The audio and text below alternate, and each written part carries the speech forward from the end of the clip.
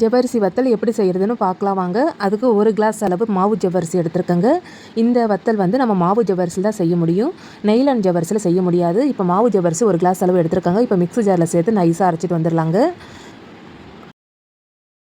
பாருங்கள், இந்த அளவுக்கு நல்லா நைஸாக அரைச்சிட்டு வந்துருக்கணுங்க. ரவை பாத்திரத்துக்கு ரொம்ப நைஸாக அரைச்சாலும் நல்லாயிருக்கும். அடுத்து வத்தல் காய்ச்சறதுக்கு ஒரு அடிகனமான பாத்திரம் எடுத்துக்கலாங்க. இந்த கிளாஸில் தான் நம்ம மாவு ஜவ்வரிசி எடுத்துருந்தோம். அதே கிளாஸில் 7 கிளாஸ் அளவு தண்ணி சேர்த்துக்கணுங்க. அரைச்சி வச்ச ஜவ்வரிசி மாவு இதனோட சேர்த்துக்கலாங்க. நல்லா கலந்து விட்டுக்கோங்க. இப்போ அடுப்பை ஆன் பண்ணக்கூடாதுங்க. எல்லா பொருளும் சேர்த்து கடைசியாக ஆன் பண்ணிக்கலாம். இப்போ தேவையான அளவு உப்பு சேர்த்துக்கலாங்க.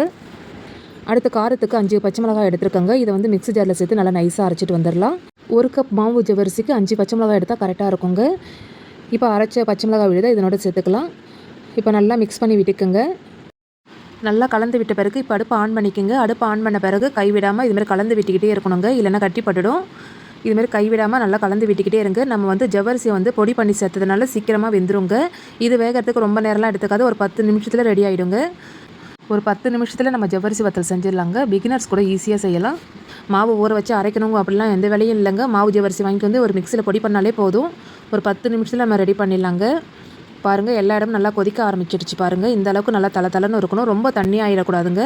நல்லா பபிள்ஸ் விட்டு எல்லா பக்கமும் நல்லா கொதிக்கணுங்க. அப்போ தான் வந்து வத்தல் கஞ்சி நல்லா இருக்குங்க. அளவு சீரகம் சேர்த்துக்கலாங்க. அடுத்து கொஞ்சமாக பெருங்காயத்தூள் சேர்த்துக்கலாம். இப்போ இதை ரெண்டையும் சேர்த்து நல்லா கலந்து விட்ட பிறகு அடுப்பை ஆஃப் பண்ணிவிடுங்க. அவ்வளோதான், நல்லா மிக்ஸ் பண்ணி விட்டுக்குங்க.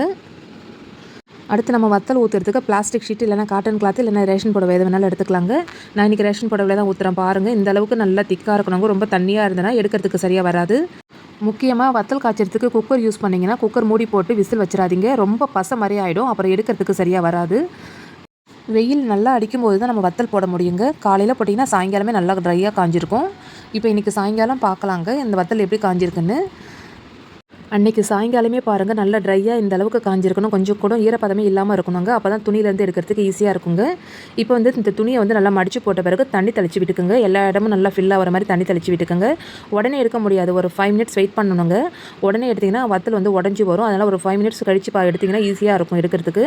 துணியில் கொஞ்சம் கூட ஒட்டாமல் ஈஸியாக வரும் பாருங்கள். துணியிலேருந்து எடுத்த பிறகு ஒரு 2லேருந்து 3 நாள் நல்லா வெயிலில் காய வைக்கணுங்க. அப்போ தான் ஒரு வருஷம் நம்ம ஸ்டோர் பண்ணி வச்சாலும் கெட்டு போகாமல் இருக்குங்க. இது ஒரு 3 நாளைக்கு நல்லா வெயிலில் காய வச்சு எடுத்துக்கலாம்.